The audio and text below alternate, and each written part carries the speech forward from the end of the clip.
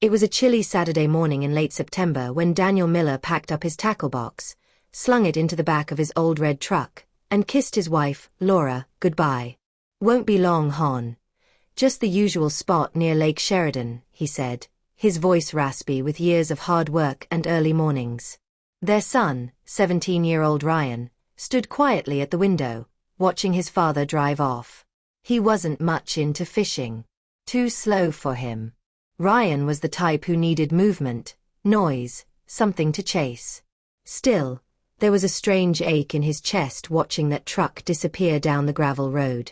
Laura turned and smiled at her son. "Want pancakes?" she asked. Ryan shrugged. "Maybe later."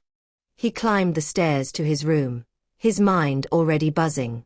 He'd been planning something for weeks, something bold, impulsive, and maybe even a little reckless. But today was the first time he had the house to himself for hours. His mother would be in the garden, and his father would be by the lake until at least sunset. He pulled open his desk drawer and stared at the envelope inside.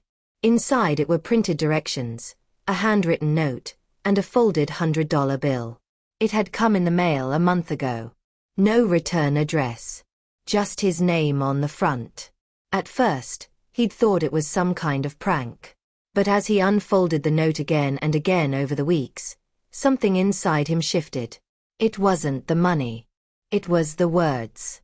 "You've always felt different. Come see why. Come alone." Ryan didn't know what it meant. But something about it gnawed at him. He wasn't the kind of guy who ignored mysteries. So he made his choice. He changed into jeans, a black hoodie, and grabbed his phone. He scribbled a note for his mom, went to Kyle's, back by dinner, and left it on the kitchen counter. 30 minutes later, he was standing at the edge of a long-forgotten hiking trail about 5 miles from home. The directions led him here, to a faded red ribbon tied to a tree. He looked around, heart thumping, then stepped off the road and into the woods. The trail was rough, half covered in leaves, and clearly hadn't been used in years. But someone had left markings. Ribbons. Rocks stacked in triangles. Old signs of guidance. It took nearly an hour of hiking before he came to a clearing. There was a cabin there, small, wooden, and almost swallowed by nature.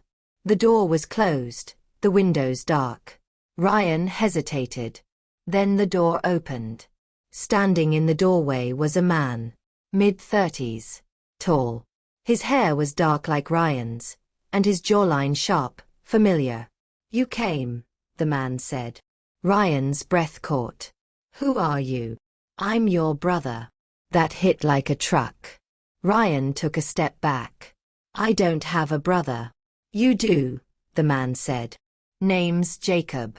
Our father never told you about me." Ryan stared at him, brain trying to make sense of something that had no foundation in anything he knew. "That's not possible." Jacob pulled a photograph from his back pocket. In it, a much younger Daniel stood holding a baby. A woman, blonde, thin, and smiling, stood beside him. "My mom," Jacob said. "She died when I was a baby. Your dad gave me up after that.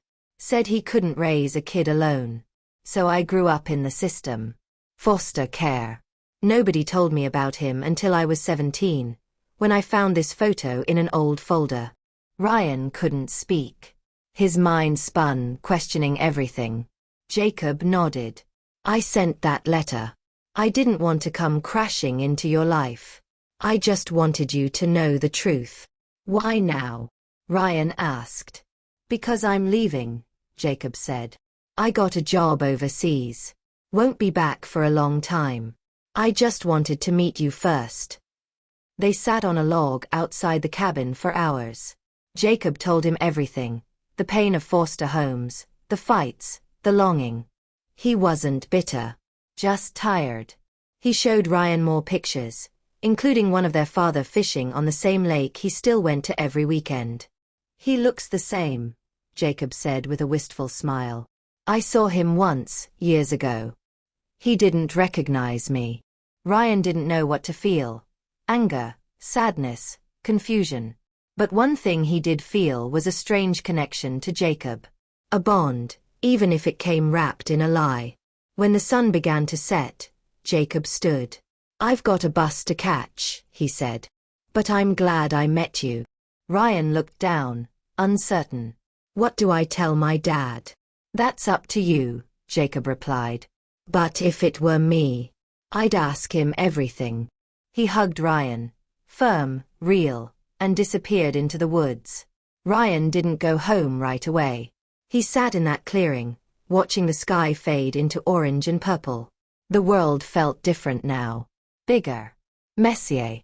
When he finally walked into the kitchen, Laura was already putting dinner on the table.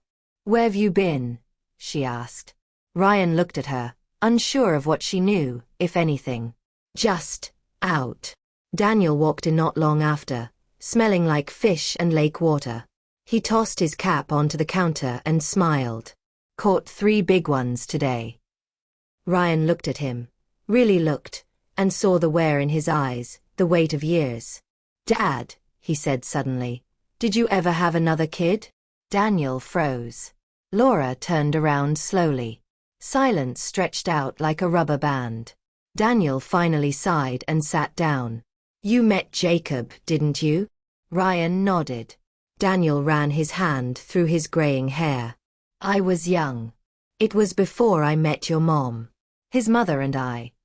We were barely out of college. When she passed, I panicked. I wasn't ready. I thought giving him up was the right thing. But it's haunted me every day since." Laura reached for his hand, her face full of emotion. "Why didn't you ever tell me?" "I was ashamed," he admitted. Ryan sat down slowly. "He didn't blame you. But he wanted me to know." Daniel's eyes filled with tears. "He deserves better. Both of you do." There was a long pause before Ryan stood and walked over. He hugged his father. Tight. Not just for now, but for the past. They spent the rest of the evening talking. About Jacob, about choices, about forgiveness. Daniel promised to reach out, to make things right. In the weeks that followed, letters turned into phone calls, and eventually, plans for a reunion. Ryan and Jacob stayed in touch, building a bond that felt more real than anything either of them expected. That day, when Ryan had watched his father leave to fish, he had done the unthinkable. He'd gone looking for a ghost, and found a brother. But more than that, he found truth, and in doing so, helped a broken family begin to heal. And in the end, that unthinkable choice became the best one he ever made.